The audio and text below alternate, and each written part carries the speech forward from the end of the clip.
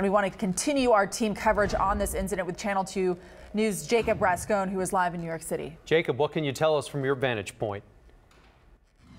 So some good news from that press conference in that he said there is no evidence of any wider plot. So some of those around here wondering about that can rest easy. We're in New York City for an Olympic event, something that was kicking off tomorrow.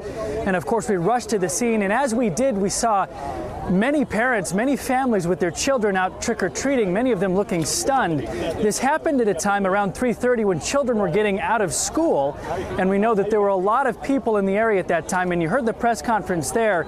This was a man who was driving what looked like a rented Home Depot truck, and he just plowed into that bike lane area and then into that school bus. And NBC News has learned that he then got out of the car. He was yelling Allahu Akbar. He had those two what looked like weapons, and then he was shot. But what a terrifying 30 minutes or so, or however long that took until police got here. They shot him, they took him into custody, but that death toll continues to rise. You heard it there in the press conference.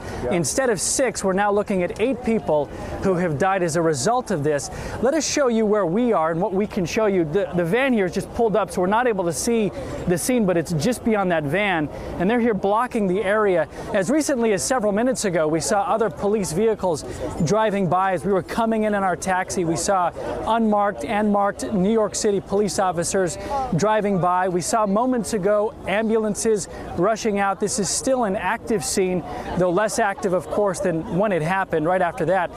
And what a terrifying thing to learn that they're investigating this as a terror attack, because this type of incident where they use a vehicle as a weapon has been so common in the last few years. We've seen it in Australia, in France, we've seen it in London, in Germany, and now we're seeing it in the United States, at least what they're investigating this as being. And we know that it was only a few years ago that ISIS and Al-Qaeda was calling for specifically this: do whatever you can, where you can, grab a vehicle and go and mow people over. And law enforcement here has been preparing for this for many years. They did this in the conventions last year, at the political conventions.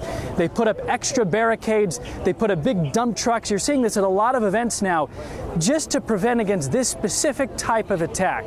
Of course, you can't do it everywhere because of where people are all the time, getting out of school and out and about like they are today. But this is something that's top of mind for law enforcement, exactly the scenario that they know is so difficult to plan for. And now we're dealing with 8 people dead, 15 people, I believe, still is the number of injured.